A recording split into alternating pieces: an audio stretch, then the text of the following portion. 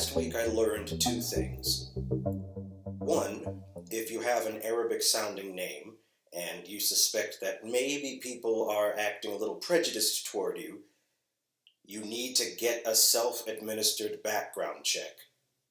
You never know what you'll find. Trust me. Two, apparently, when you fill out a job application, even if you don't submit it, they can still get your information. I should explain this.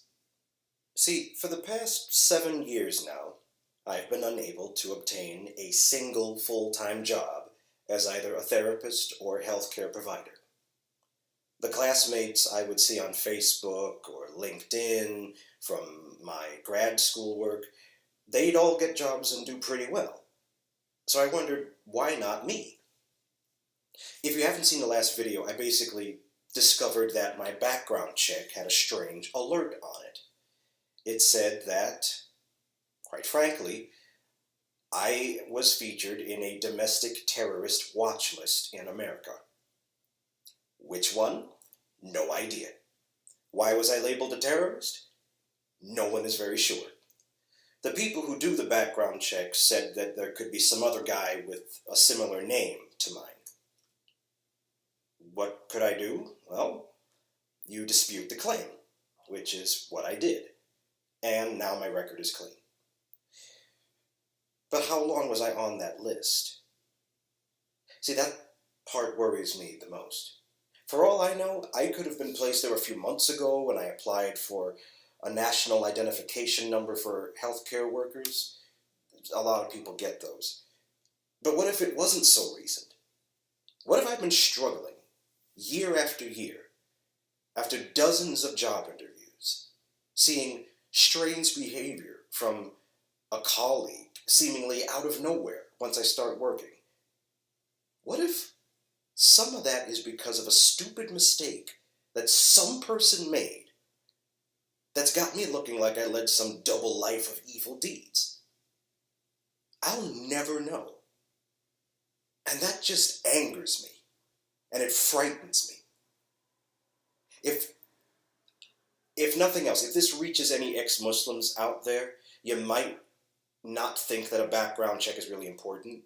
Or you might think that there's a family member with some messed up ideas in your life, and you might be on some watch list just because of that. I still say it's very important that you know for sure. And I'm talking sooner than later. I mean, how could you ever know what your life could have been like? Could you take the chance that there might be something holding you back, and all you had to do was ask? Pay the $20? Incidentally, the same night that I did the background check on myself, I made a little silly experiment. I tested to see what would happen if I sent authentic resumes to certain companies, and then sent a fake one to a company I haven't gotten an interview from in years. So the fake resume has this very American name on top of it, and I even embossed it in this very shameless red, white, and blue halo around it. American as apple pie. Now, then the part comes up that says, I certify that all the information above is correct to my knowledge, blah, blah, blah, and that scared me away, so I just bailed before I submitted the thing. You want to bet which company contacted me literally 2 days after I was off the list? You obviously guessed it. Yep. Even though I hadn't finished the application, I got a full phone interview. I hate being the conspiracy dude, but what's going on here? I mean, am I just not welcome because of my name? This is the type of thing that can push somebody into one of those regressive victim status groups. You know, the world's out there, and it makes sure that you're not needed, you're not necessary, they don't like you, they don't accept you. But see, I don't do that. I'm not one of those, it's because I'm black, innit, kind of guys. I don't do that, you know. But I worry. I worry because so many people have told me that my struggles, whether they're social or vocational, whatever, they're just a matter of willpower. You know, you can do it. pick yourself up by the bootstraps. You just have to go out there. You keep plugging away. You got to think positive. You got to keep plugging away there. But what happens when you're stopped by something you don't even know? Something you'll never be able to fix unless you search for it. And where do you even get to search it? I was lucky to stumble on the site. I think that's why it's tempting for people to be these social justice advocates. And I'm sorry to keep mentioning this, but it's this big rift in this country that I have to mention. I mean, every time somebody brings up oppression of some type, people have to draw lines in the sand. I mean, just because Islamophobia is this cluttery word that doesn't really help anybody, it certainly doesn't help ex-Muslims, because it muddies the water, that doesn't mean that there's no oppression of some type. It doesn't mean that there's no oppression or prejudice against people with Arab descent or an Arabic name. And then on the other side, it's also tempting to be very conservative about it when you see so many people blame others for things that they could easily adjust in their own lives. But see, again, I am a centrist. I go down the middle. My rule of thumb is this: if you feel that there's some unseen, unsurmountable barrier between you and the thing that you want, and you never change your strategy, chances are the problem doesn't lie where you think it does. I mean, if all you have to do is believe in yourself, you do it. If all you have to do is stand together and face the oppressor and sing "Onward, Christian Soldiers" or something, you would do it. So why is there still a problem? Why am I not encouraged by my options, by my freedom? Something else is going on here. I tried doing things the one way, and I presumed that this country would always look down on me, especially when I was a kid, and I was taught to think that way. And I was taught to do things in the other way, which was to refuse to be put on the dole and support some overly taxed system, or blame everybody else if I'm the one in the wrong. For the majority of my life, it doesn't look like that's really helped me that much. Chances are, if you're going back and forth between two options, maybe you're seeing a false dichotomy. And I think that's what I was doing. I mean, if the world feels like one reluctant coin toss after the other, maybe it's time to look at the world another way. I mean, it's easy for me to say now that I'm a bit more calm about it, but I think back to how difficult it's been for me, personally, just to get a decent job. And I'm sorry to be selfish about this, but even an entry-level job, it's hard not to be angry. I couldn't even get a job as a teacher at the school where I went to school as a child. I mean, this was the place that saw me rise from poverty. They knew. I was winning the spelling bee. I was doing math competitions. I got straight A's in 6th grade. I was a pretty decent kid. And then I was the only Muslim in my class from kindergarten on up to 8th grade.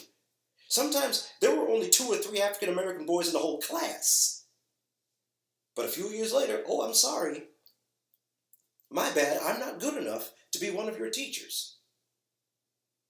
But I shrugged that off. I thought, well, maybe there's a place for me.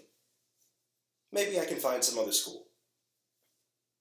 Not one public school in 13 years ever even gave me the courtesy of an interview for a full-time classroom teacher position in the city.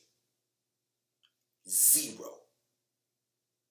They let me be a music teacher, despite not necessarily being 100% certified, because it was at that time where it was sort of like No Child Left Behind was just kicking in, and it's kind of murky, and I knew I had a lot of music skills, so I did that, but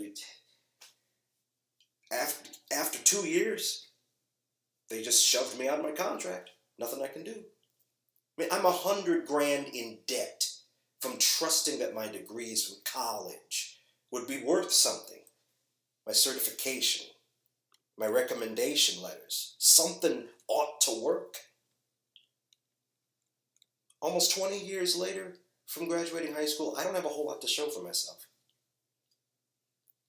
My ex-wife was from another country, so she didn't understand all this stuff. She didn't understand how difficult it was. All she saw was that I was the common denominator, so it must be my fault somehow. And my friends weren't that much help either. They tried to fix my resume, they gave me some recommendations here and there, but that didn't help either.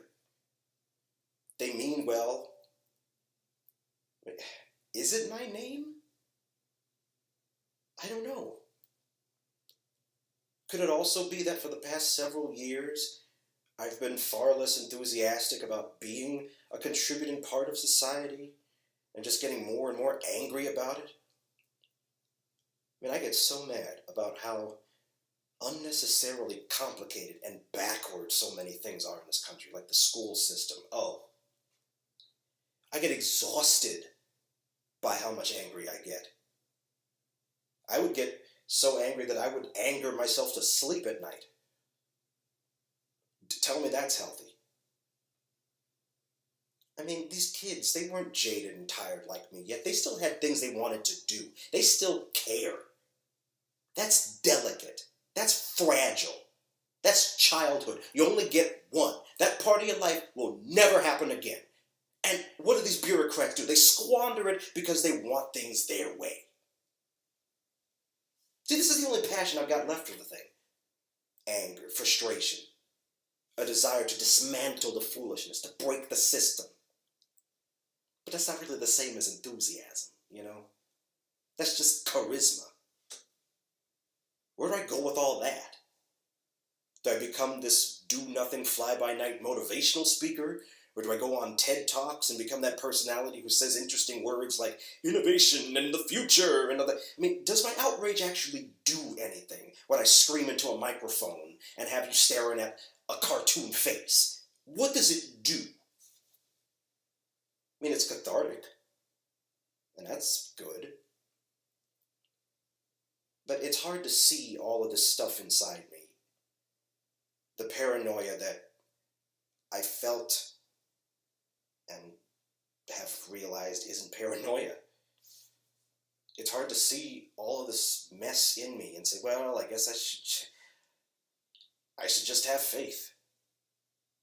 I should just try and see what happens.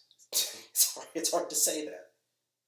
And it's also hard for me to say maybe I should just give up and assume that I will never get ahead. It's hard for me to say any of that, because neither of those seem to be true. I don't know if anyone else out there feels that way.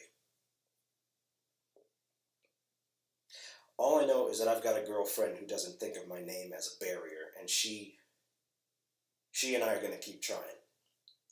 To do what, I don't know. But I'm going to remind her every day that she's needed, not just by me, but by a lot of people in the world. People who I think would truly want their lives to be made better. And I think she can do that. And she does that for me too, but it's hard for me to believe. I mean, it seems almost like people are just desperate to be ignorant and cling to delusions and try to grab whatever coins they can get.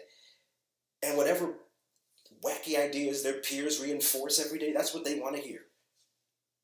And there always seems to be something more to do that I can't get around to scratch off the list.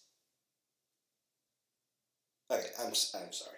I'm not trying to turn you people into my personal psychiatrist or something. It's just something that's been important to me.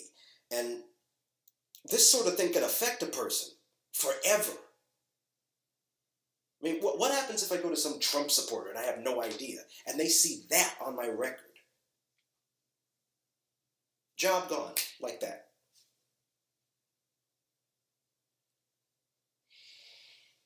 Well, if nothing else, I hope this serves as some kind of example so that people out there don't think they're the only ones or that there's something wrong with them.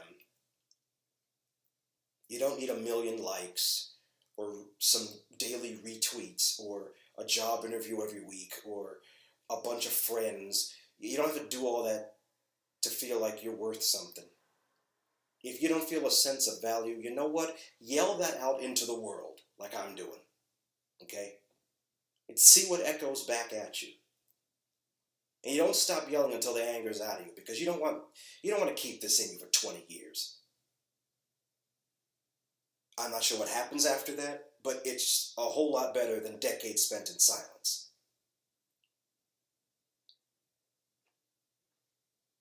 I'm not worth more than anyone else. All right? The world doesn't owe me a living. It doesn't owe me a decent life. It doesn't owe me my next breath. but I'm not worth less than anybody either. I don't know what else to do right now except yell out against the people who spread lies, who carry prejudice against others. It's not always practical. I feel like it's a step towards something. Let me know what you think. I appreciate you listening this much. Take care.